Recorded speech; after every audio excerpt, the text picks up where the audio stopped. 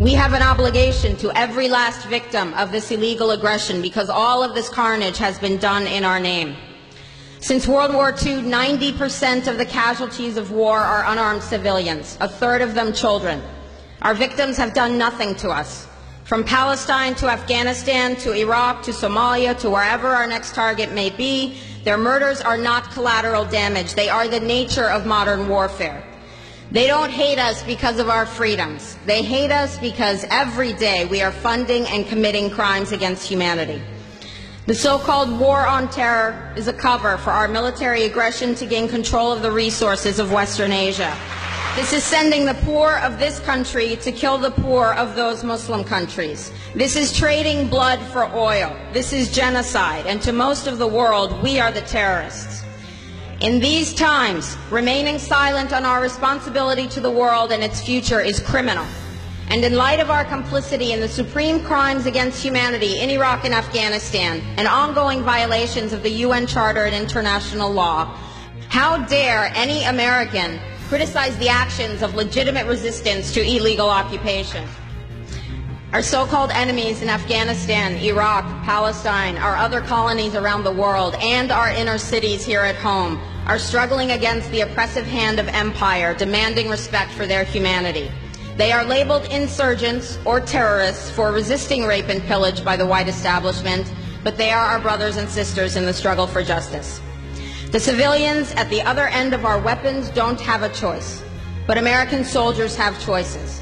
And while there may have been some doubt 5 years ago, today we know the truth. Our soldiers don't sacrifice for duty, honor, country. They sacrifice for Kellogg, Brown, and Root. They don't fight for America, they fight for their lives and their buddies beside them because we put them in a war zone. They're not defending our freedoms. They're laying the foundation for 14 permanent military bases to defend the freedoms of ExxonMobil and British Petroleum.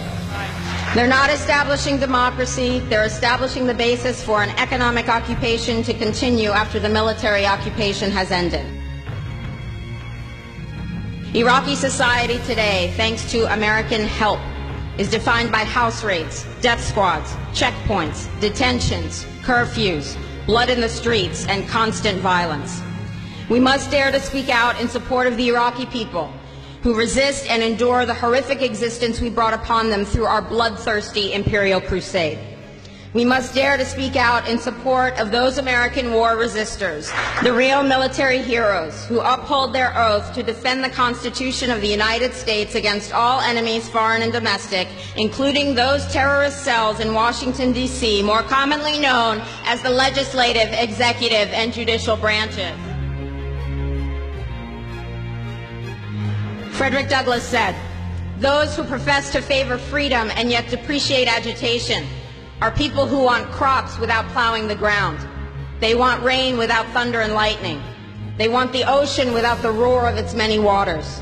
The struggle may be a moral one, or it may be a physical one, or it may be both, but it must be a struggle. Power concedes nothing without a demand. It never has, and it never will. Every one of us must keep demanding, keep fighting, keep thundering, keep plowing, keep speaking, keep struggling until justice is served. No justice, no peace. No justice, no peace. No justice, no peace.